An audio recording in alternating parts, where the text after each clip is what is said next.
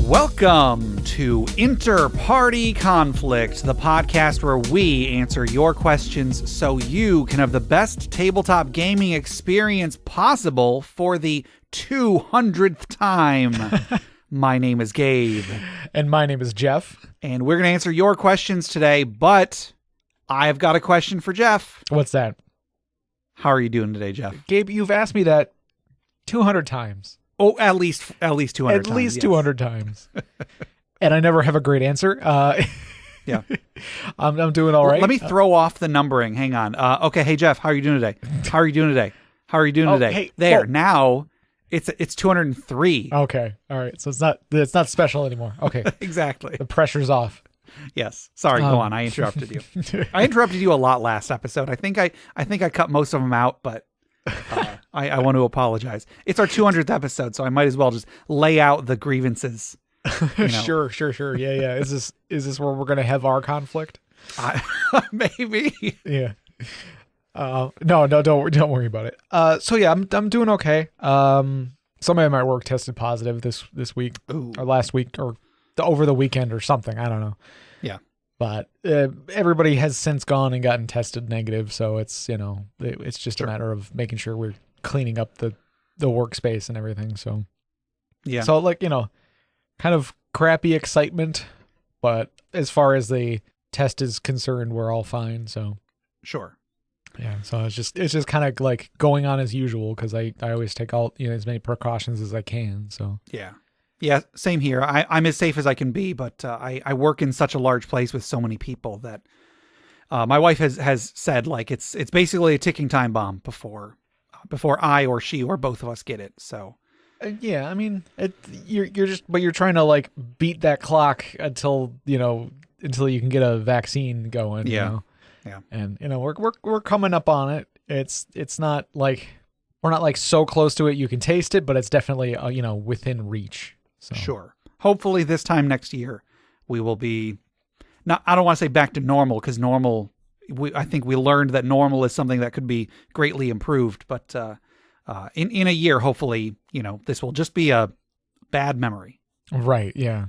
So yeah, this is our 200th episode. We've been doing this show for 4 years. Yeah. That is bonkers. I know I talked about this last time. Like it's still crazy. 4 whole years. We've had people that have been listening to us for 4 years. That's right. Yeah. All of you out there who have been, however long you've been listening to us. If this is your first episode, welcome. Well, for everybody else, thank you for listening to us as long as you have. Yeah. What are you doing? Not listening to anybody better. That's for sure. Thank you, everybody. Yes, huge thank you. Huge thank you to Justin from Crit Academy. Like he's gotten us a ton of listeners from his show.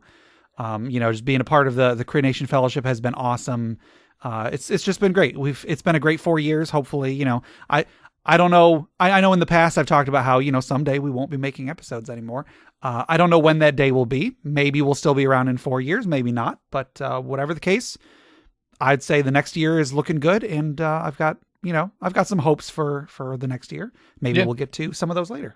So maybe like when we're finally like vaccinated and stuff, we should do like a remote recording. Like we could take a laptop out to go like record at like different locations. Just be like, hey, we're here at the supermarket, because now we're vaccinated, so it's fine. Well, okay, you probably meant that as a joke, but for like a Patreon bonus episode, double thumbs up from me.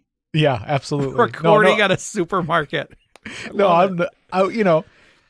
meant it to be funny, but it wasn't a joke. Okay. I'm like, that's actually like, I was like, yeah, no, that's, I mean, you're probably right. It'd probably be better for like a bonus episode sort of situation, but yeah, it would be hilarious if we just like, we could like record our audio on our phones or something. I don't know.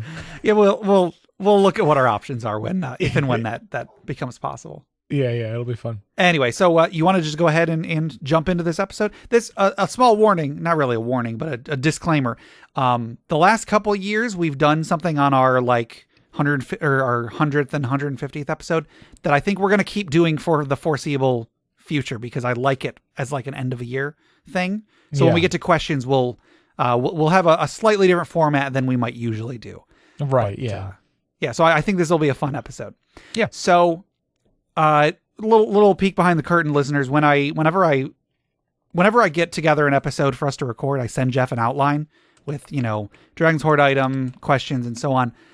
For the Dragon's Horde intro on this one, I wrote, I don't know, I'll come up with something. And hey Jeff, you're in the Dragon's Horde. What? How did I get here?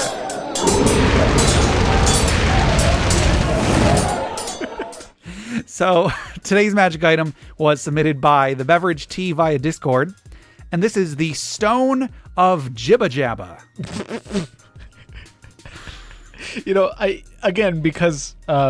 Because now that they understand that you sent me this outline, so I've seen the name ahead of time. Yeah. But it takes on new meaning when you say it. Yes, saying it and hearing it and reading it are two different things. Yeah. So the Stone of Jibba Jabba, wondrous, rare, requires attunement. Originally commissioned by overly concerned Kenku parents who viewed their non-communicative, non-mimicking, emo, edgelord juveniles with woeful and wary eyes. These stones were crafted by human spellcasters as part of their master's thesis. At the slightest feathery stroke, these stones emit recorded verbal phrases. Each stone can hold up to 6 6-second phrases. In recent years, these items have been repurposed to hold verbal spell components for use in emergency situations, such as when a wizard is gagged or a warlock has too much to drink and doesn't want to slur his speech when casting. The attuned user can change out any or all phrases at the dawn of each new day. So, fairly simple item on first glance. Mm-hmm. It's basically like a little soundboard. Yeah.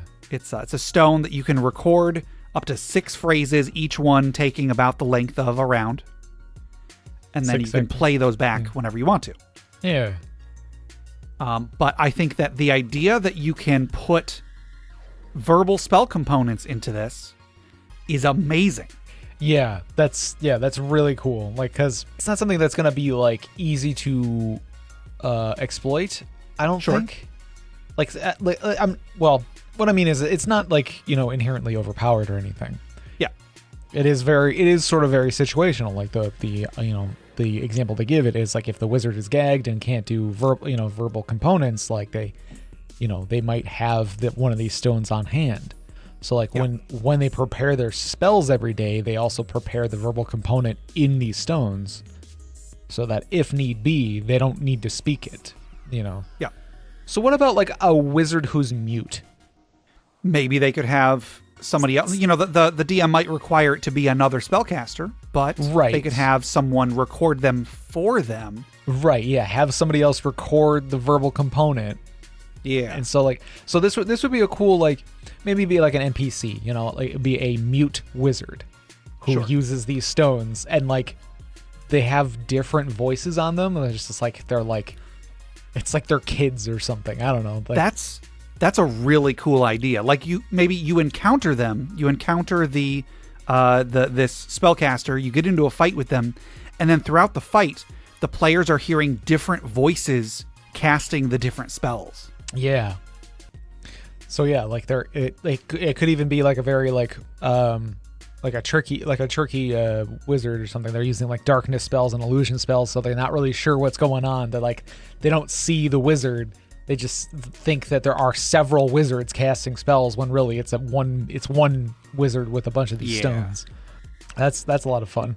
As it was submitted, it doesn't really say much about how the mechanics of this work. I would say that in order to do this, you have to use the stone as a focus. So like whatever spells you're already casting, whether you're using material components or a spell focus, I'll say that this is an additional spell focus that you have to have on you. But when you do it, you can have 6 spells that do not require that day do not require verbal components from you. Still can't be cast in an area of silence. Sure. But as long as you're able to manipulate it like you would manipulate a spell focus, then you can use that just as additional somatic components. Yeah. Yeah. And like, I think with that, Like, this is definitely not a powerful item. Sure. It is. It gets around like very specific obstacles. Yeah, but it could also be like, again, really cool flavor, or you can use it. I mean, you can find other ways other than spell casting to get use out of this, like ways to kind of like trick people or send messages, or like could be it's like an answering machine sort of a thing. Yeah. Like, I mean, there's only so much you can say in 6 seconds, but you can get a decent point across. If you're just trying to send a message. Yeah, I just think that this is it starts off with a silly name, and then the premise for why it was created is kind of goofy. One thing I just want to mention: there's a typo in this when it says such as when a wizard is gagged, but the way it was typed, it looks more like it says when a wizard is gauged. Oh, sure. And because it was talking about like the emo edgelord juvenile Tinku, I was thinking like the wizard has like gauges in his ears. Yeah, and so he's too cool to use spell components. Yeah, no. So like it starts off with a silly premise, but I think that this is a very interesting item. It does something that I've never seen anywhere else. That's always a plus. And it, that I would love to see what players were able to do with something like this, because I feel like if someone was very, very clever, they could do some really clever things with it. Mm-hmm. So, yeah, it's a really cool item. Big thumbs up to the beverage tea. I think that was very clever. Good job. Yeah, I like it. Yeah. So I think that'll do it for the Dragon's Hoard. Thank you very much, the beverage tea, for submitting that. Once again, that was the Stone of Jibba Jabba. Jeff, if anybody else wanted to submit magic items for the Dragon's Hoard, or they want to submit questions for our main segment, or stories for the funeral pyre or retirement village, how would they get those to us? They could send us an email at interpartyconflict@gmail.com, or join us on our Interparty Discord at bit.ly/interpartydiscord. There you go. And there's actually one thing I want to mention before we get to like our giveaway and stuff. I mentioned it to you, Jeff, a couple weeks ago. I think I cut it out of the episode, so I don't think it went out in the main feed. But there is an online trivia game that I play every week. There's like this group that they used to do bar trivia, I think, and then with the quarantine, they started doing it on YouTube. And like, you don't win anything; it's just for fun. But they're called the People's Trivia Company. I've been taking part in their online trivia with some friends of my wife's for maybe 2 or 3 months now. And they're a lot of fun. I love doing that. It's 3 times a week. It's Tuesday, Wednesday, and Thursday. And they recently, they said something about if any of their players wanted to plug anything, they could. And so, I put in the chat, I was like, oh, hey, I have a podcast, Interparty Conflict. And so they mentioned us. And so I would love to direct people to them. Once again, It's called the People's Trivia Company. I'll put the link in the show notes to, I guess, one of their YouTube. Maybe they have a website. I'll probably put their website or something. But it's at 7 p.m. Pacific time. So for me, it's at 10 p.m. But it's a ton of fun. Goes on for 2 hours. It's just a fun little trivia game, and I think people should go check it out. They could definitely use some more people participating, I guess. Mm-hmm. So yeah, just go check them out. Big thank you to them for giving us a shout out as well. Cool. Yeah. So before we go any further, we have a giveaway to give away today. As always, we're giving away a copy of Unearthed Tips and Tricks Volume 2, courtesy of Crit Academy. Unearthed Tips and Tricks 2 is a great supplement full of 25 character concepts, encounter concepts, monster variants, magic items, player tips, and DM tips. Tons and tons of stuff for players, for DMs, for everybody. It's a great supplement. Crit Academy is awesome for letting us give this away. So who is our winner this week, Jeff? This week's winner is Fingers Fate. Yes. Congratulations, Fingers Fate. You should be getting that in your email pretty soon. If anybody out there has not gotten theirs for any reason, be sure to let me know. Crit Academy is usually very good about that when I don't forget to send it out or something. But if anybody has not gotten theirs, please let us know. We'll make sure that gets sorted out. So yeah, Fingers Fate, you should be getting that pretty soon. Be sure to leave Crit Academy a review, because the more reviews they get, the more attention they get, and the more they know how to improve in the future. So yeah, congratulations, Fingers Fate. Thank you, Crit Academy. Jeff, if anybody else wanted to be like Fingers Fate and they wanted to win a free copy of this great supplement, how would they do so? They can send us an email at interpartyconflict@gmail.com with Unearthed Tips and Tricks Volume 2 in the subject line. That's correct. So yeah, make sure that Volume 2 is in there so we don't put you on the wrong list, because we're not giving out Volume 1 anymore. Yeah, so big thank you to Crit Academy for facilitating that. Congratulations, Fingers Fate. Good luck to everybody else out there. Next up, I want to tell everybody about our Patreon. We have a Patreon campaign at patreon.com/InterPartyConflict. For anybody not familiar, Patreon is an online platform. You can pledge to donate a certain amount of money per month to the creator of your choice. If you pledge with us, you can get some, we've got some outtakes. We've got fantasy fiction I've written. We've got a monthly bonus podcast, InterPatron-Conflict. This month we put out a bunch of our favorite recipes. We talked about those. Also talked about some Food Network shows that we like or dislike, I guess. Yeah. There's a huge backlog of stuff. We've been doing this for 3 years at this point. So go check that out. You can check out the rewards and see if anything appeals to you. You know, if you want to help out the show and get some cool stuff in return, you can head to patreon.com/InterPartyConflict. And of course, a huge thank you to everybody who has donated to us, everybody who has continued to donate during these tough times. You guys are the best. We totally understand if anybody can't or won't for whatever reason, but to everybody that has, thank you so much. We really, really mean it. Like we started our Patreon 3 years ago, and it blew me away how quickly we got a solid base of donors.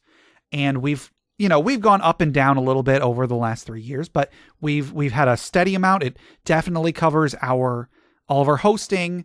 I'm always looking for stuff that I can spend that money on to better the podcast. Yeah. We're not at a point where I can like pay myself or pay Jeff, because that would require much more money than is coming in. But we're doing this because we enjoy doing it. So we would be doing it we would be doing it whether we had money coming in or not. But because we do have money coming in, it's a lot easier to justify, yeah, sure, I'll spend $30 on this thing that I can use to improve the podcast and so on. Right, yeah. So yeah, you guys are awesome. Thank you so much to everybody who's donated. If anybody else would like to join, again, that's patreon.com/InterPartyConflict. So thank you to everybody. Yeah, thank you very much. Oh, and one more thing about the Patreon. Many months ago, actually, I think at the beginning of this year, I added some more rewards onto there that I didn't really follow up on. So a lot of people haven't gotten them. And so I want to apologize about that. But if you are currently a patron, check your messages. I sent out a message a few weeks ago or something trying to get those out to everybody to get exactly what it is we're doing. Because one of the lowest tier, we have a reward where we will record a custom intro for the show where I ask you what you're doing. But we need to know what name you want us to ask. So if you are currently a patron, regardless of tier, everybody gets this one. Let us know what name you want us to use. Let us know how to pronounce it. And we'll get that to you, as soon as possible. So get back to us on that. If you're in the middle tier, the green tier, the reward is that we will record something for you. You can write out like a paragraph and we'll record it for you. I don't think anybody has taken us up on that yet. So please, green tier and up patrons, let us know. And then on the top tier, we will record like a 10-minute discussion about any topic you give us. And only one person has taken us up on that so far. So this is content that you guys can get. So please, go out there and get in touch with us and make sure that you get the rewards that are coming. So yeah, big thank you to everybody. Get in touch with us so that we can get those rewards out to you. And then one more little bit of admin. Check out the other podcasts on the Crit Nation Fellowship. Check out Crit Academy, critacademy.com. Justin, Ian, and Austin make new and reusable content for players and DMs alike. Check out Brute Force and Ignorance. I was contacted by Dan from that podcast. They should be coming back starting in January. Oh, cool. So they've been on hiatus for a while, but they're coming back pretty soon. So be sure to check them out. Nice. And then also check out D&D Character Lab, where Garen and Dan made characters every week and pitted them against each other to debate whose characters were better. Enough of all that. Let's get into some of these questions, Jeff. Milestone alert. Whoa, Jeff, do you hear that? What was that? Do you know what that noise is? No, you don't, because I haven't put it in yet, because I don't know what sound I'm going to use. But that sound means that whatever question you're about to read is our 500th question. Oh, man. Isn't that insane? That's ridiculous. But now that I realize that that's the case, I don't know which one to pick. I don't know. So listeners, the last few episodes have all been one very meaty question. We did not try super hard to line up our 500th question with our 200th episode, But I did see it was coming a few episodes ago, and I was like, that'd be cool if it did line up. Yeah. But again, we didn't specifically choose questions to make that happen, but we were aware it might happen, and then it did. So Right, yeah. So, yeah. But now, okay, so the thing about today's episode and our questions is we have a lot of questions. Yes. So what we've been doing on the last episode of every year for the last couple of years is we kind of use that as the opportunity to like clean out our bank of questions. So we use all the questions that we either don't have good answers for or have very short answers for. I'm not sure how much of either of those we'll get to today, but expect a bunch of questions, most of which we don't have good answers for. See, and now you've given me the added pressure of selecting among these many questions that we have. It's all up to you, Jeff. Which one is going to be the 500th question on our 200th episode? Which will be the 500th question? Yes. All right, I feel like I have to roll random now. Go for it. Go for it. I mean, like, really, it's a game about tabletop role playing. Yeah, that's a good point. We should roll a dice for this. I'm just gonna roll. There's less than 20 we have here, but I'm just gonna roll a d20. Okay. And we'll see. We'll see what happens. We'll see what happens Sure. here. Okay. Gabe. Yeah. Our 500th question comes from Alistar the Minotaur on email. Okay. They ask, are the games you're good at running different from what you enjoy, or are the games you assumed you would be good at running? Yeah. So like he's asking, have you learned that there's a specific type of game that you're good at running, but it's different from the games that you thought you'd be good at running? Sure. Or it's different from the games that you really enjoy running.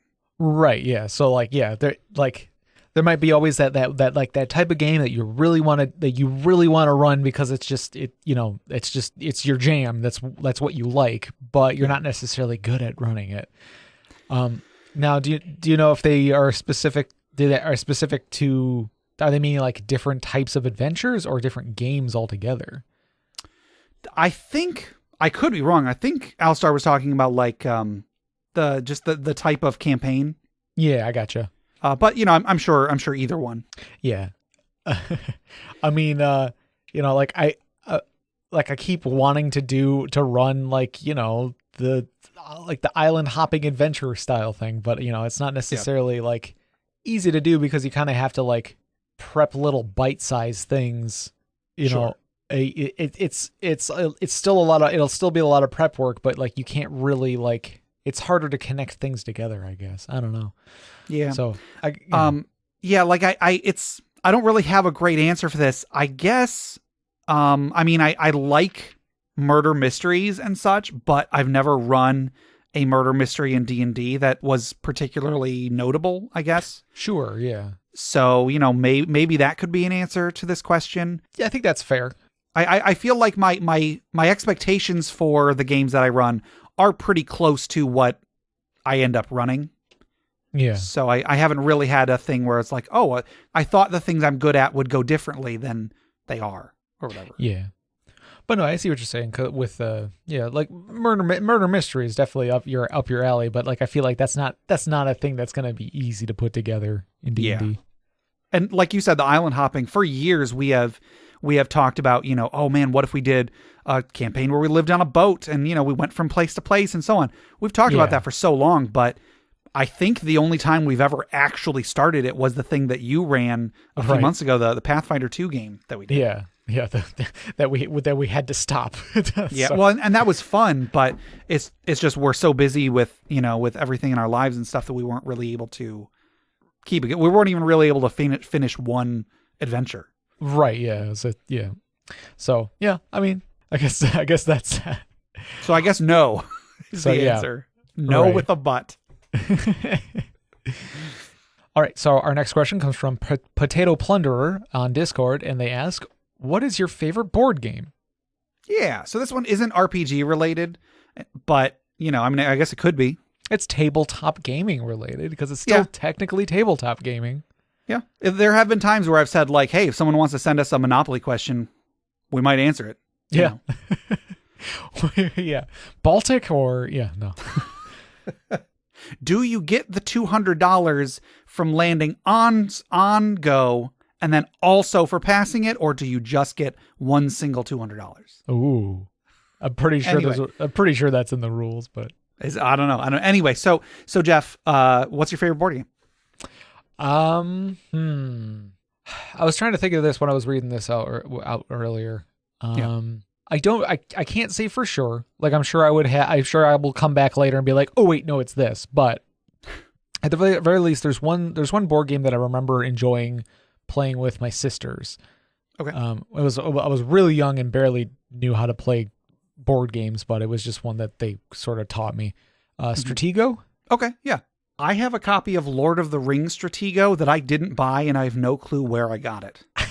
I know that box. I know that box. I've seen that box. Yeah. I don't really know how to explain Stratego without going too long on a question, but do you mind if I try? Yeah, go for it.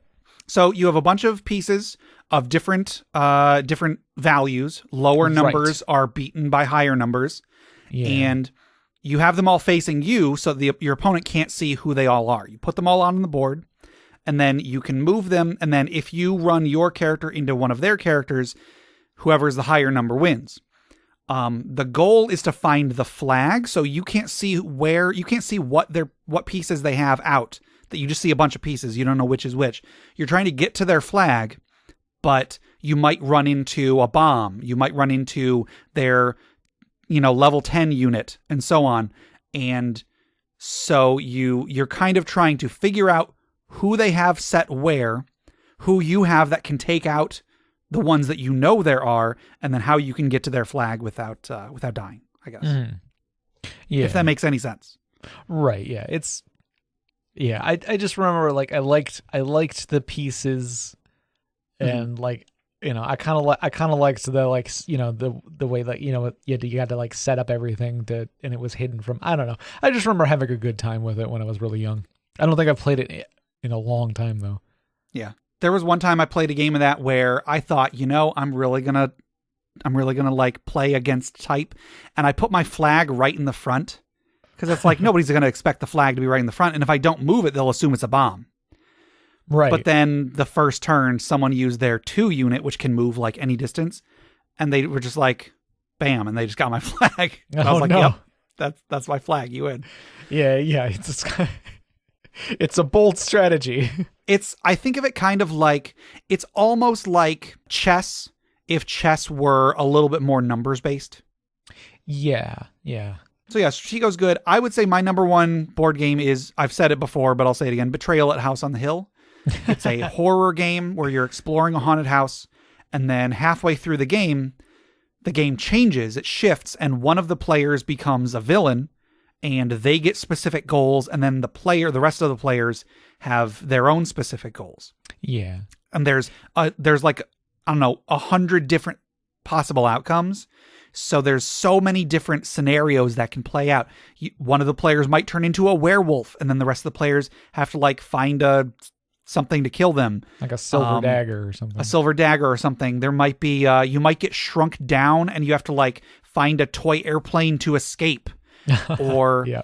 A giant tree might spring up in the middle of this house, and the players have to chop it take down the or giant. No, they have to take the giant acorns and beat them against the tree or something weird. Weird happens. There's some wacky ones, yeah. Yeah.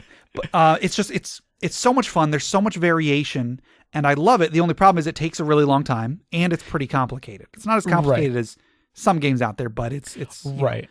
It takes some time to learn. I was gonna say it is a good balance between it's not too complicated, because we've actually finished Betrayal. I've played a full game of Betrayal at least half a dozen times, whereas there are some board games where I haven't even played half a game. Like Dark Souls, we spent all day playing half of one game. Right. Yeah. And even when it was fresh, I don't think I understood most of the game. Now I couldn't tell you a single thing about it. Of course. But yeah. But yeah, so Betrayal at House on the Hill, definitely. When I was a kid, one game that I think will seem very on brand, I guess. A game that I liked as a kid was 13 Dead End Drive. Did you ever play that one? Yes. It was, I guess to explain it, you set up a little, it's not a haunted house, but you set up a little mansion with various traps. And the idea is that there are a whole bunch of characters, way more characters than there are players. There's like 12 characters or something. And they all have inherited something from this old woman that the owner of the estate that just died. And the goal is you're trying to kill off everybody else's characters so that one of your characters gets the inheritance. Right. So like, I think let's say there's 12 characters and there's 4 people playing. You'll each have in your hand 3 cards. So like, which of the 3 characters are yours. You don't know who of the rest of the characters belong to everybody else. And each time there's like a deck of cards with each character, and then whoever's in front is the current owner of the estate, and you're trying to kill them off until one of your characters is the owner, and then escape before you get killed. Right. If I recall. But there was like a little chandelier you could drop on a character. There was like a set of stairs you could hit a little lever and they'd fly off the stairs. Yeah. Yeah. So much fun. I always make whenever I think of that game, I think it's almost like a cross between Clue and Mousetrap. Kind of, yeah. That's pretty good. Yeah, like not exactly, but as far as like I played more with the board pieces than I did actually playing the game. Yeah. Which is the same with Mousetrap. Like who's ever actually played the game Mousetrap? Sure. You just play with just set everything up and then just let it go. Yeah, it was so much fun. It's like the what is it? The Rube Goldberg machine. Rube Goldberg, yeah. Yeah, so it's just like one of those, and it's a great time. You can set it up and you play it, and then it puts the little guy in the cup or whatever.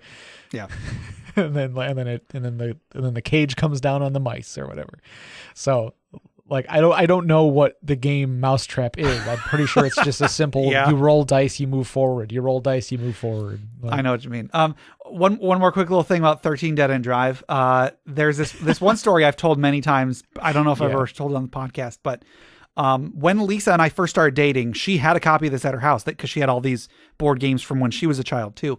And there's one day we decided to try to play 13 Dead End Drive, and one of the pieces, I think it was like the ladder that goes up on the bookshelf that then they fall off the ladder. The ladder had broken, and Lisa was like, "Oh, go take it to my dad," because she was still living with her parents at the time. "Go take it to my dad, see if he can fix it for us." And so I took him. It's this little tiny, maybe 3 or 4 inch ladder, and I handed it to him, and he was like, "Yeah, let me see what I can do." He then comes back a few minutes later, and he's like, "Okay, Gabe, this is a temporary solution. I can make it better later, but." I drilled a tiny hole and inserted a metal rod, and then I glued it around the rod. I can do a better job later, but hopefully this will work for the time being. And I'm like, dude, a piece of tape would have been plenty. Right, exactly. Like he made it better than it was originally. Yes, it was stronger than it was originally. And he was like, no, it's temporary. Yes. That's very silly. Gabe, we have another question from Stiltskin Kupo 84 on Discord, and they ask, what historical figure would, in your opinion, be a great dungeon master? Yes. I have what I think is a really good answer. Do you have an answer? No, not really. I've been racking my brain, but I'm not one to know a lot of historical figures. Sure. Go ahead. I would have to say, so I think on our first anniversary of the podcast, when Justin from Crit Academy was on. I think he was on our 50th episode. Mm-hmm. One of the questions was like, who would you love to play D&D with? And the answer that I said was Jim Varney. So Jim Varney, who played Ernest, for anybody who has seen Ernest of Ernest Goes to the Beach or Ernest Doesn't Go to the Beach. Fame, from the Family Guy joke instead of the actual movies he's been in. Right. At the moment, I would say he's my favorite celebrity. I think that his movies are stupid, of course, but I think his movies were fun. They had a good place in my childhood. Also, all of the stories I've heard about this guy is that he was basically he was like Mensa level genius, compared to his character, which was, a complete idiot. But he was incredibly smart. He did tons of impressions. Like every movie he's in, he's doing impressions of, 10 different characters that he's got. And I just think that it would be so much fun to play D&D with him, because like he's got to have such a personality there, and he's so smart, so he'd be able to come up with all sorts of stuff. He would be giving all the characters different voices, and he would just go whole hog with the thing. So I would say Jim Varney would probably be a great dungeon master. Unfortunately, he passed away like 15 years ago or something, but I didn't know that. If that's why I'm considering him a historical figure. If I could say Jim Varney is a historical figure. Right. I was going to ask, like, what is a historical figure? Like, what's the cutoff? I don't know. Do they have to be dead? Do they have to be old? Nah, whoever. It's up to you. Shoot, I had an idea, but then I asked myself that question, and I've already forgotten who it was. Sorry. I mean, some people would probably say like Gary Gygax or something like that. Right. Yeah. Because I thought about J.R.R. Tolkien. Okay. He's Lord of the Rings. Like, what's an easier thing to think about when you're thinking like D&D and stuff. Well, I mean, here's the thing. I actually would not like to play a game with J.R.R. Tolkien. I feel like his campaign would be the one that has so much lore, and so much stuff you have to read. Right. He created Lord of the Rings because he made up a language and needed a fictional world to justify it. If I am not mistaken, that is how The Hobbit came to be. Right. And so when I thought about him, I was like, well, I don't know. Yeah. Again, I did kind of think that. I was like, well, it could be boring. It might be. Yeah. It might end up being more boring than I expect. So then my mind went to a different author who isn't dead, and I would not put as a historical being. Okay. A historical person, but they've written some of the topics they've written have been like somewhat historical. Okay. Neil Gaiman. Oh, okay. That's a good one. He's done Good Omens. He did that with Terry Pratchett. Mm-hmm. Sandman. Stardust, Sandman. Yeah.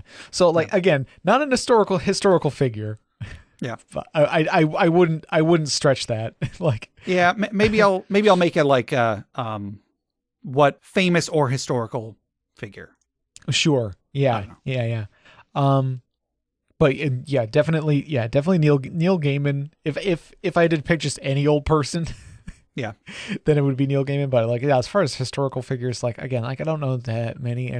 I don't know them well enough to be like, oh yeah, no, he would definitely be he or she would be good. I mean, it's a hard question. So I only it's on our episode of questions we don't have good answers for. So yeah, that's true. Okay, yeah, that makes me feel better. Yeah. Okay. Our next question comes from Joe S. on Discord. And they ask, is there any secret formula to getting accepted into a game on Roll20 or finding a good online group? Oh, yeah, I don't know. I haven't played any games on Roll20 with people I don't know. Right. So I don't know. I don't have a good answer for this. We could have saved this for maybe when we had a guest on. See if any of our guests have a good answer for this. I don't know. Yeah, but, I mean, maybe we'll bring it up again, but yeah, maybe. But yes, I don't have a good answer to this, so I don't think we would start your own. I mean, that's true. Yeah, I mean, that does suck for somebody who wants to be a player and not a DM, but sure. Sometimes the only way, and this is sort of like one of those things that people who DM are always talking about how they want to be players, but nobody in their group wants to DM, so they've DM'd in this. So you're kind of shoehorned into being the DM for your group because you're the only one willing to do so. Yeah. So I mean, sometimes that is kind of the fate of a DM. Kind of, yeah. I feel like the trick to finding a good online group is probably going to be meeting them somewhere other than Roll20 and talking and getting a good feel for everybody's personalities first. Yeah. Yeah. Because there is the option of basically jumping into a game. Yeah. I forget how Roll20 does it. Yeah, that's the thing. I don't actually know what the process is like of getting into a game that you weren't invited to. Right. I think, there's I don't know if there's a full like application situation, but I do know I think you can like send your like your name and like a short description or something like that. Sure. This makes me think of I've been playing a lot of World of Warcraft lately. There's like doing dungeons and stuff like so Gabe, I know you remember from playing World of Warcraft, like there were the dungeons. So you group up with like, 5 people, or if it was the bigger raid dungeons, you'd be up to as many as 40 people. Yeah. I only ever did a raid twice, I think. Right. So like before you had to like either know somebody in real life and all be on the same server and get together and have characters around the same level and do a dungeon. You have to have 5 people minimum. Yeah. But like several expansions after you played, they added in a system where you can basically hit a button and it just kind of puts you in a queue and it throws you together with a bunch of random people. Yeah. From different servers, and just kind of throws you into the dungeon and you kind of got to just go for it. Yeah. And like it could be difficult because, nobody knows anybody and they're not quite sure, what everybody's deal is. Like it's been a long time since then, so like now everybody kind of understands like what they're supposed to do. If I'm playing this class, I'm like, if I'm the tank and I'm playing this class, I have this ability. So more people are more familiar with what's going on. Mm-hmm. But I can see that being like, like for something like D&D, that's like almost impossible because you really got to know where everybody stands and what everybody wants to do, like what everybody wants out of the game. Yeah, it's so much more intricate than going through a dungeon in World of Warcraft. Right. And like in World of Warcraft now, they have like higher levels of dungeon delving that are like timed. So it's like they'll become like there's like different levels that become, it's like the same dungeon, but it gets more and more difficult the higher level it is, and like you're timed on it, so you have to do it really quickly to be super well coordinated.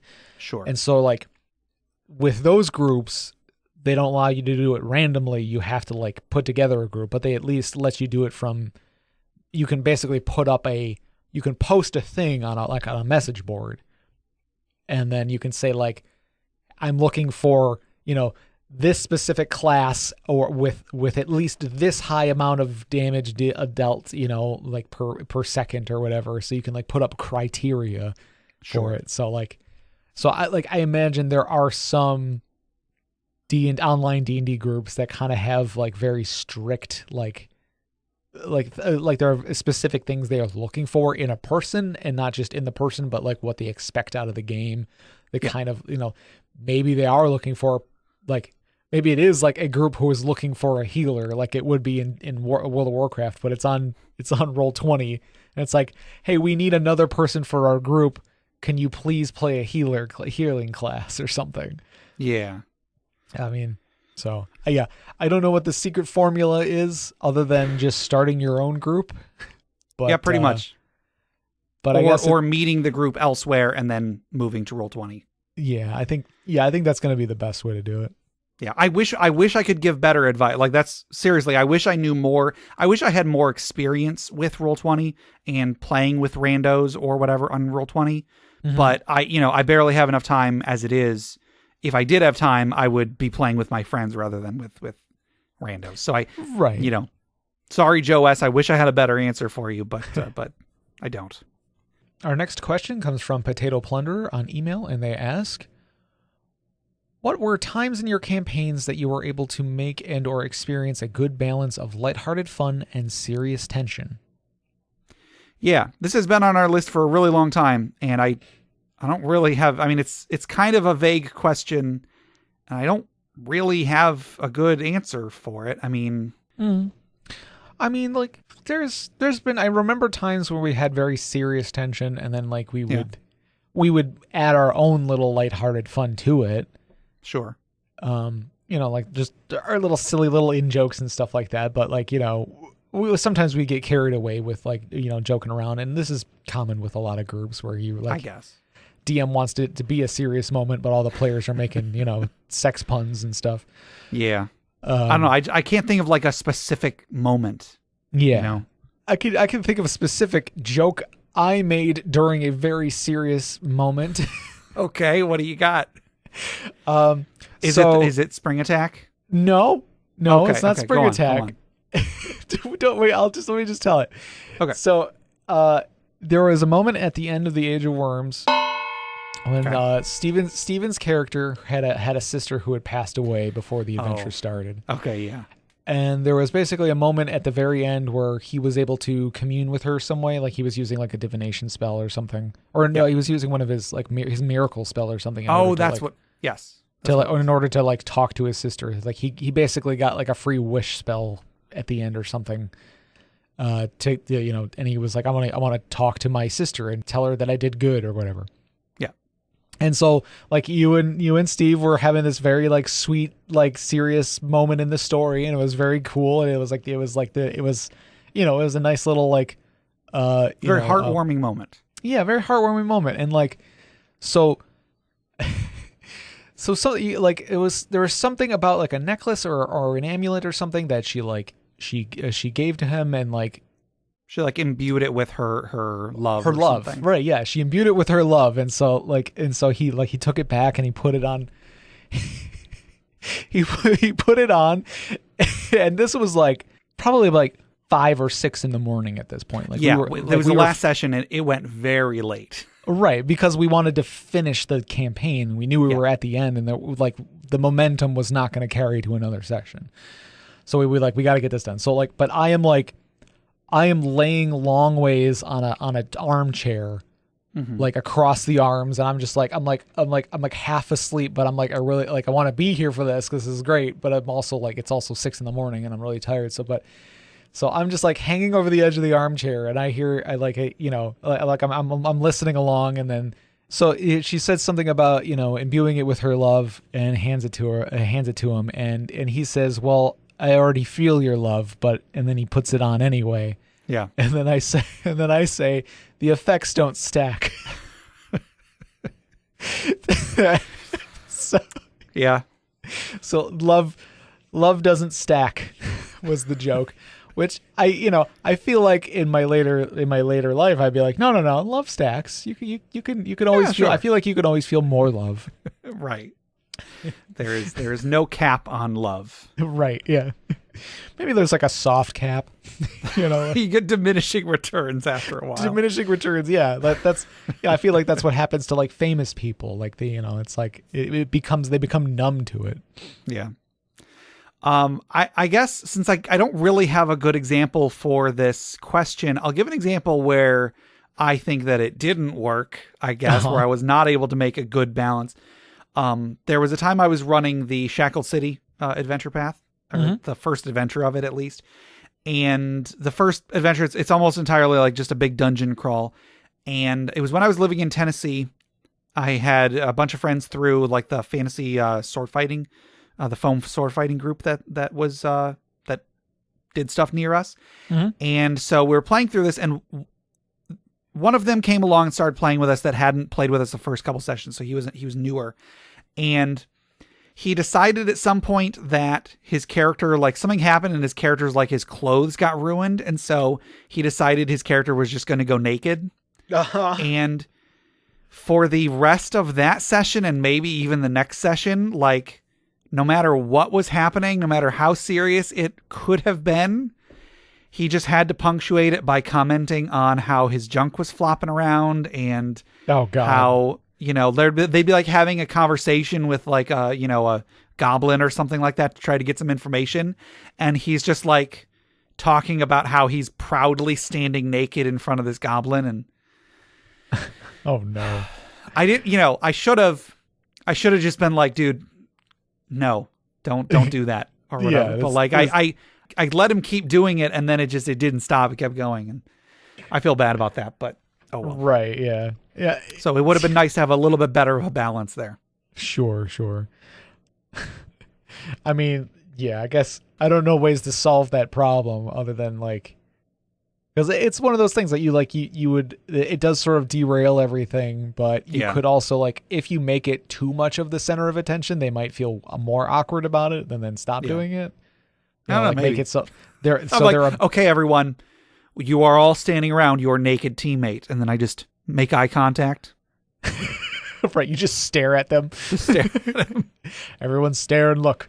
Or no, like the goblins I are put all some pants laughing on. at him and Yeah. like, start attacking him specifically or something. I don't know. Yeah, I could have done that. I don't know. Yeah. So, okay. Our next question comes from John Gemstone on Facebook, and they ask, "What are some alternatives for when the host of your game cancels, but the players and DM still want to play?" So, Yeah. So I guess like one of the players is like the house that you're playing at belongs to one of the players, Sure. or maybe you were playing at a game store or something, but that store was closed that day for some reason. Yeah, maybe. And this isn't a bad question. Like, I feel a little guilty lumping this in with the questions I don't have a good answer for. I mean, I guess I don't necessarily have a great answer for this, but this is just whenever I mentioned earlier, I send Jeff like with an outline and stuff, and oftentimes I'll send him a list with additional, like more questions than I know we'll get to. So that if we get through one and it's really quick, like there's more stuff. I don't need to scramble for another question. Yeah. And this one has been on our list of questions to talk about that episode for many, many, many episodes. Right. But it always gets set aside for later. So yeah, because like let's talk about this one. Sometimes I'll just like grab randomly from the list, or Yeah. I might see one and be like, "Ooh, I want to do that one," and then it goes longer than we thought, or something. Yeah. Or I'm always down for that when like one turns out to be a lot more complicated of a question than we thought. But then you end up with ones where we've had this on our list to talk about, and so as a result, it feels like we've talked about this already because it's happens so shown many up many times. times. That happens in my mind so many times when you send me these lists. I'm always like, haven't we done this one already? But no, we haven't, which has been on the list. So I probably read it to myself several times. Yeah. So yes, sorry, John Gemstone. Thank you for your question, and we will try and do it justice as best we can. Alternatives for when your host cancels, but the players and DM still want to play. Yeah. So like you can't play the regular game of D&D you had planned, but you're all here. You want to play something. Yeah. We've talked about the B team or Okay. like the group of NPCs. So like stuff that isn't going to be as like serious as like the main game, but like could be like a little like spin-off kind of thing. Sure. So you don't need to have like all of the books on hand or all like a full character sheet. You're just sort of like, you're mostly just role playing like silly stuff that like side characters can be doing, I guess. I don't know. Yeah. If you have like some backup characters, even ones like Jeff was saying are just NPCs in the campaign. I would say the first time this happens, if this happens once, maybe everybody make new characters and possibly make characters of NPCs that already exist. Yeah. And then if you have time that time, or if it happens again, if somebody cancels the next time, then play a separate, a little side mission using these secondary characters. And then that can feed into the main game if and when you get back to the main game. Yeah. Yeah. Also, I think just making characters is a great way. If everybody, if most of the players are still there, just making characters is a ton of fun to do with your gaming group. Like we've talked so many times about how many characters we've made. Like when it was Jeff, when it was you, me, and Steve and Jay, we would just sit in Jay's basement and just make characters and talk about the campaigns we would play with these characters. Which spoilers, we never did. Right, but it was still a lot of fun. So much fun. Like I still have a lot of fond memories about stuff like that, about those times. So, actually, so reading the question to myself again here, I'm wondering if they mean more specifically like where do you go? like maybe okay, so like let's just say they still want to play their normal session, but because their host has canceled, they don't have anywhere to play. So I mean, like obviously there's like going to a gaming store or something. You go to a different gaming store if that one closed or whatever. Shoot, maybe I've been reading this question wrong this entire time. Well, I don't know. It could be either way. So like, well, one thing that comes to mind is at the very least, I've played like games like Magic the Gathering at like a bar. Okay. So like you could, it would depend heavily on the establishment, and obviously it's not much of an option these days, but playing at a restaurant or a bar or something where you can like have a table off to the side, it would vary greatly. Like it would be different. It depends on what place Depends you go on to. the state of the national pandemic. Well, that, and then like even before 2020, it would still be like, well, are you going to get kicked out for holding up a table for several hours? Sure. And like a lot of the time you're not going to be ordering constantly. So like, not everybody's going to want to eat something if you're doing it at a restaurant. So you're like taking up a table or something like that. But like, during off hours or something, Yeah. But it's like you could be friends with one of the waiters, or you could know the owner or something, that kind of a thing. So like, but again, like, our friend Bridget, she used to play Magic the Gathering at bars all the time. Yeah. And there was a couple of times that I played with her, and it was like, like we'd play it like, I think her and Steve used to play at Big Boy. I think I've played at a Big Boy before. There's definitely been a couple bars I've went to and played some Magic. Or at the very least, like we've done like we've sort of done like pre-sessions or post-sessions at like restaurants. Okay. There was like the diner that we go right down the street from Jay's house, Dimitri's. Yeah. Oh shoot, yeah, Dimitri's. Yeah, which I don't know if we ever played at Dimitri's. We definitely like a game carried over into Dimitri's probably. Right. Yeah. Like I don't think we've done like a full session or anything there, but we've definitely like continued a conversation or continued a role playing, or at least like we've done sort of like an epilogue or a prologue kind of a thing. Like it just sort of like talked about the session or like planned for the next session or something at a restaurant. So yeah. Coffee shop is a good one. Restaurant is a good one. Again, depending on how busy they are and how friendly you are with the servers and such. Right. So, And again, this could be the wrong way to take this question, but I thought I'd bring that up just in case. And I'll also say like a library or bookstore or gaming store. A gaming store is probably already equipped for whatever you're trying to do. Yeah. Yeah. And it's like, there's not everybody's got a gaming store nearby, but yeah, that would be the ideal situation, because they usually have a room dedicated for games, and even if it's not related to anything going on in the store, if you can at least find a table, you can game for several hours while they're open. And like they encourage that sort of thing because like somebody might decide, you know what, I will get that set of dice now that it's right here in front of me. Like, I will go buy that set of dice. Or, hey, you know what, let's go pick up that one rule book, and if somebody wants to like multi-class into that new class that just came out in that new book, like, well, let's go take a look at it, and maybe we'll pick up a copy. And then if indeed the question is asking about like what are some other things you can do instead of playing when somebody doesn't show up or whatever, make new characters, make characters like in the current world that might go on their own adventure simultaneously with the players.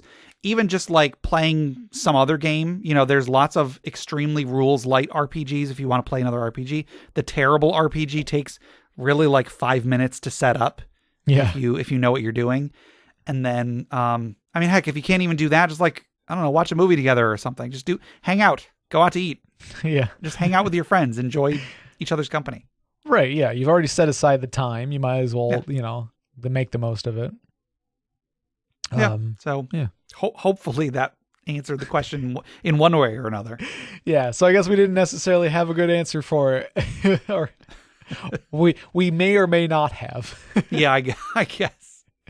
All right. Well, I think that'll do it for our regular questions for today. We do still have some more, but we'll have to do them in a different episode some other time, possibly in 50 episodes. Oh, God.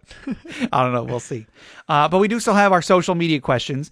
Our last social media question was, do you own any niche or novelty dice? If so, what are your favorite or least favorite? Do you recall if you had an answer, Jeff? No, I mean, I don't think I have any like novelty dice. I just have my like set of dice that I like. I just have several green colored sets of dice. Well, hey, Jeff, what's I have a question for you. Have you checked your mail today? I don't know if I have. There may be something there for you. Should I go get it right now? Maybe you should. Okay, hold on. Holy crap, I can't believe I missed this. All right, so I've just ran outside and there's a gift from Gabe. Gabe, should I open this? Yeah, go for it. It's not anything big. It's just it doesn't even really fit the question, but I'll get to why I think it does in a moment. Okay. I was gonna say I could wait till Christmas, but I feel like it's more exciting to do it on our yeah. I went out to go get groceries earlier, so I was over by your house, so I figured I would drop it off. All right, so I'm opening up the gift. It's got a red ribbon. It's white with a red ribbon, which is very Gabe. So that's very great. on brand. Oh, nice. So Gabe has got me yet another green die. Well, so it's a metal D20. Yeah, and the sides are all green. I have a similar one. I will actually show you on the Hangout. I don't know how well you can see it.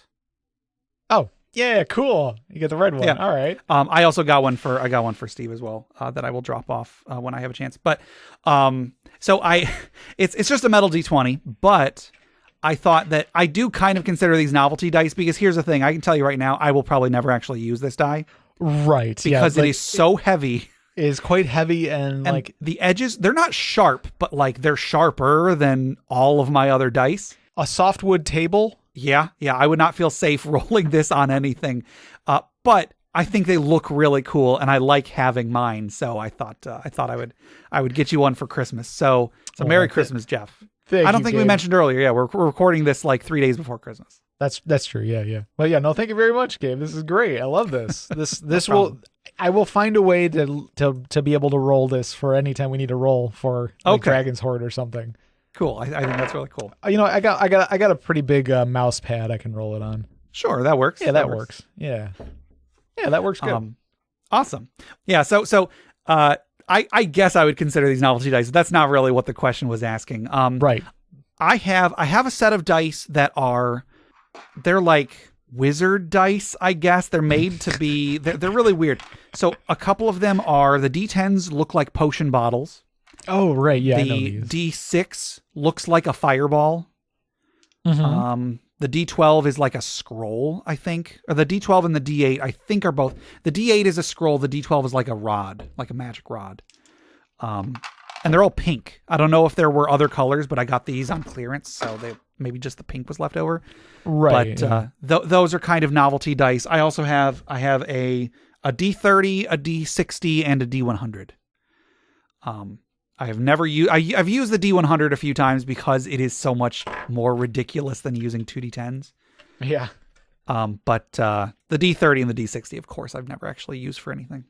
Yeah, so we got some responses from some people. The picture I put for this one on the social media question was a D3, just to show everybody how ridiculous D3s look. Yeah. Oh, wait, Gabe, I actually have an answer for this now. What is my favorite and least favorite? It's this one that you gave me. is both my favorite and least favorite because it's the only novelty dice I own. Okay, there you go. Thank you, Jeff. You're welcome, and thank you. I really do like it a lot. Thank you. Cool. I also have, I don't even know if I would call them novelty dice, but I have a couple musket ball dice. Oh, yeah, I was going to mention those that you had. Yeah, they're not authentic. I'm sure somebody in a warehouse just made these. But the idea is that back in like Civil War days, soldiers would take a musket ball, which is just a metal, a lead sphere, and then hammer it so that it's got 6 sides, and then take a nail and then just hammer the pips in so they could gamble or whatever. I have a set of those that my wife got for me at some like Civil War reenactment place. Again, I'm sure they're not authentic, but they don't roll well at all because they're just, hammered musket balls, I guess. Right. Yeah. They're not like super well balanced or anything. But. Right. So, but I have them, I guess. So over on Facebook, Alex S says, I picked up some D8 compass dice. So the 8 sides have north, northwest, west, southwest, south, southeast, east, and northeast a while back. And I thought it would be handy for exploration or confusion and infestation spell effects. So far, all I use it for is indicating which direction is north on the current battle map. That's a neat idea. That's a neat way to use a D8. Yeah, I really like that because, yeah, if you need like, if you're gonna need like a random direction or something, that's a nice way to do it. And like, you know, there's plenty of stuff you can put on a dice, but like, how many times are you gonna use it? Sure, yeah. But I feel at the very least, I feel like directions are like gonna be pretty high up there. Yeah. I feel like back in 3rd edition, there were splash damage rules or something, or some sort of rule that you were told just to roll a d8 and then count the 8 squares around someone. Yeah. And that's what direction it was. But if that were a more common thing, you wouldn't need a d8 with directions on it. You could just use a regular d8. But it never got, you know, who even knows what that rule is? Right. So, yeah. I don't know. I think it's cool, and especially if they're like stylized, because like I actually just typed it up, and like there's one where it's like it's a very standard blue D8, but instead of numbers, it's just plain white text, you know. Sure. ESW, you know, like. Yeah. But if it had a more like, you know, nautical themed, you know, style to it, I think they would look pretty cool. We didn't get anybody else on Facebook, but we did get someone respond to Alex S's comment, Jacob W. I don't think either of these people have ever replied to our things before, so it's cool to get more people. But Jacob W said, don't forget when someone thought it was a D8 and rolled it with their other D8s. And then Alex said, yeah, is Northeast 4 damage? I thought that was a fun exchange. Yeah. So over on Reddit, Alistar the Minotaur says, I own a set of Cthulhu dice that I really love, even though they don't roll particularly well. I also have a D30 that for some reason my DMs won't let me use for attack rolls. I just got my girlfriend a D20 made from American bison horn and another made from coal for Christmas. I think those are both pretty cool. Someone's been a naughty DM. I guess. Natural one. Yeah. I've heard of people getting like dice made out of like meteors or stuff like that. And I think that's really cool, but way too expensive for me. Yeah. And I wouldn't want to roll them because I wouldn't want them to break. Exactly. They're so expensive. Yeah. And like, I don't know how well the materials are, like how durable everything is. I assume meteorite's durable, but who knows? I mean, you would hope, but you never know. It made it all the way to Earth from billions of miles away, and then you roll it once, and it like hits the glass it hits your drink cup on the table and just breaks in half. Yeah, I mean, like, you know, like the way that it was shaped into a dice might have, and it might not be the most structurally sound. I don't know. Yeah. Also on Reddit, Arcanist Winterbrand says, I really enjoy the D8s from the Star Wars X-Wing miniatures game. And I'm going to interject and say, I played this game last year with my friend Joe from work, and it's actually a lot of fun. Yeah. It took us a long time to figure out how to play, but once we got it going, it was a lot of fun. Yeah, I remember you explaining it to me. It sounded really interesting. Yeah. But Arcanist Winterbrand goes on to say, rather than having numerical sides, these dice have symbols on them that denote hit and critical hit on the attack dice and dodge on the defense dice. Both dice also contain blanks on a few faces. There is one symbol shared by both dice, the focus symbol. The symbol is what makes both sets of dice so cool. If the unit attacking or defending takes the focus action on that turn, they can turn all focus results rolled into hits or dodges, effectively improving your odds. It is an incredibly satisfying mechanic to manipulate the result, especially in situations where it could turn the tide of battle. So the D8, the dice odds on these D8s for an attack, 3 of them are hit, 1 is critical hit, 2 are focus, 2 are blank. And then on defense, 3 are dodge, 2 are focus, and 3 are blank. So yeah, that's a fun game, and the way that they use dice is pretty interesting. Yeah. Over on Twitter, the only one we got was That's Carl with a K, says, The only one I have, I won this machined aluminum D60 with its own case about a year ago. It's very heavy, and I haven't had the opportunity to use it yet. I mean, it's a D60. I'm going to send the photo of this to you, Jeff, because that is a darn good looking D60. Ooh, that's very it looks fancy. really nice. It's got like very nice crisp edges. Yeah. It looks way better than my D60. Sure. I'll even say that the D60 he has, the sides look to be triangular, whereas on mine they're like More rounded. they're not a regular shape. They're like a diamond, like a top heavy diamond kind of. Yeah. Yeah. Well, no, that's a fancy. Yeah, that's a fancy looking die. So that's everybody on Twitter. Over on Discord, Peace Joy Pancakes gave an angry face because she joined in my rant about how stupid D3s are. And the photo was of D3s. Uh-huh.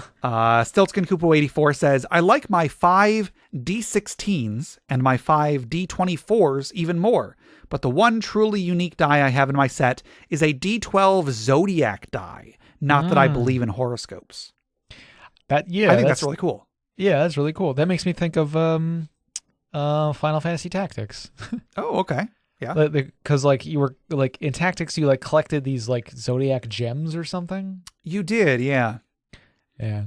That game also had a weird mechanic where the Zodiac symbol, the Zodiac alignment of each character had an effect on how strong they were versus other characters. So like if you have a character who's, I don't know, let's just throw out some details here. Let's say your character is a Taurus and they're attacking, like let's say they're a male Taurus and they're attacking a female Gemini.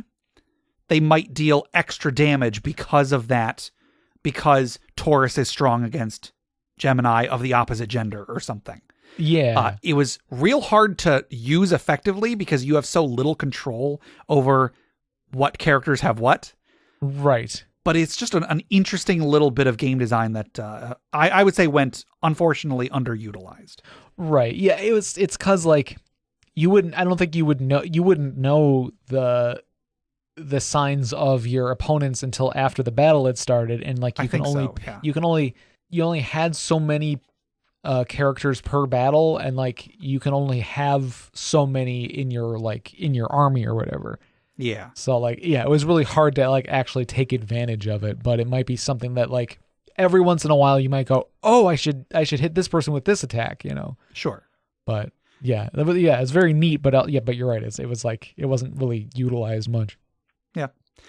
Dustin Ding. on the Discord says, he actually put up a photo and he says from left to right. And then there's a whole bunch of dice in there. There's a bone D4. So just a D4 carved out of bone. He has a pregnant D6. I've seen these before. It's a D6 that is transparent and it's hollow. And on the inside is a second smaller D6. So whenever you roll it, you're also rolling the one on the inside. So it's kind of like you can easily roll 2D6 by rolling 1D6 because right. The big one rolls and then the one on the inside rolls too. Yeah, I'd be interested to see that in a D20 so you can use it as advantage and disadvantage rolls. Oh, boy. Why has nobody done that? I mean, probably because the one on the inside would be real hard to see. You'd have to be real small. But yeah, so why has nobody done that? Jeff, get on this. Manufacture some dice. Make some money off of it. Yeah. Because I think because of the size of the side of a D20 compared to its overall size, like for the inner one to sit flush on the bottom and be legible, like the size difference would have to be quite considerable. So the outside one would have to be pretty large, or the inside one would have to be very small. Yeah, I do have a tiny D20 that I feel could probably fit inside another, like a regular size D20, but it would I'm sure there are logistics that I'm not considering. Right. But someone should do that. Yeah. Anyway, he's also got a petroglyph D6, so it's got like symbols on it. I'm not sure what else that is. He's got a D24, a D5, a D3, a D14, and then a little like, I don't know, ceramic banana or something for scale. So yeah, he's got a bunch of different ones in there. The Beverage Tea says, does D pi count? Or infinity die, or golden mean die? Because mine are all in beta, but once I roll them out, I'll let you see them. Oh, good. Yeah. Autumn Wind says, one Christmas, my friend in DM, well, she was my friend first, got me wizard dice. They are the standard set of 7 dice, but in non-standard shapes. I think they actually might be talking about the ones I have. Most of them are actually shaped like spinning tops, which, I mean, mine kind of are. My other favorite novelty die I found in a game shop while on vacation in New Mexico. It was the first time I saw a D100, and they had it in purple. I made it mine. When I got back to our Airbnb place, I rolled it on the floor, and I crap you not, the first roll I got a 100. Needless to say, I have hardly used that die since. That's the problem right there. Yeah. I only ever roll the D100 to roll the D100, not really because I needed to. Floofy Shoob says, I do have a pair of D30, and I do like the D24. I have a strong preference for the D24 deltoidal icosahedron to the D24 tetrachus hexahedron. Not a fan of the various trapezohedrons. I tend to only carry D6, D8, and D20s and leave the rest at home, though. If I need a D4, I'll use the D8. I rarely find a game that uses D12 in the first place, and D20 for when I need D20s, D10s, or percentile. I considered packing D12 so I could use D8 or D12 for D4, and I use the D12 for D6, but on close inspection, I'm finding it very difficult to find D12s that don't have a defect in the cut. There's always one edge that's longer than the rest, and I can't convince myself that it's not a big deal. If I think I'm going to need D12s, I'll use the D24 for it instead. Oh my gosh.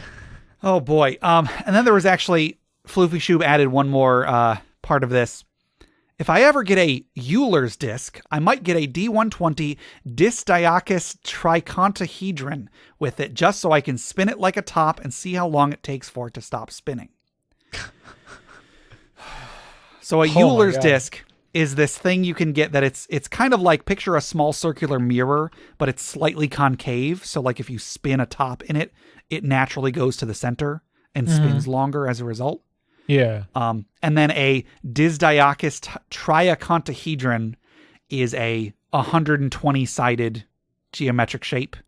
So I guess you can get one of those, and then they're saying they would want to spin it on a Euler's disc so that they could see how long it spins for. Right. Oh, boy. And then, there's one more part of this message. If there's one cool thing about a D120, it's that they can substitute for just about any other kind of die. D3, D4, D6, D8, D10, D12, D20, and even D30 can be rolled on a D120. Get annoying pretty quick, though, and suffers from the rolling a golf ball problem, even worse than the D100.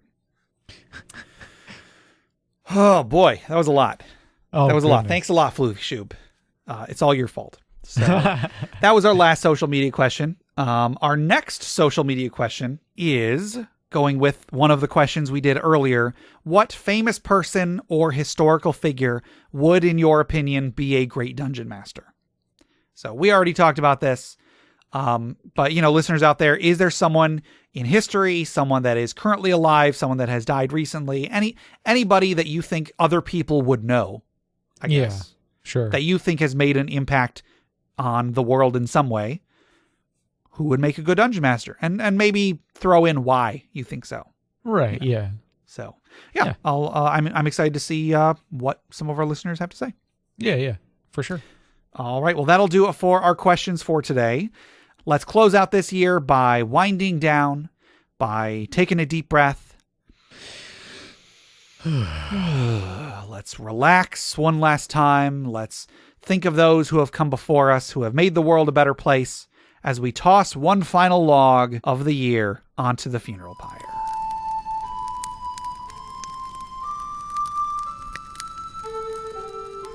Today's funeral pyre was submitted by Looks Like a Burner via Reddit. And they said, Game of Mouse Guard. My patrol leader, a battle-hardened veteran guard mouse with an axe, led our party into some tunnels beneath a city to stop a ferret incursion. After their numbers began to overwhelm us, one of the guard mice and I ordered the 2 tenderpaws to retreat to safety while we collapsed the tunnel on top of ourselves, burying the ferret horde alive with us. So yeah, I've always wanted to play Mouse Guard. I have the rule book.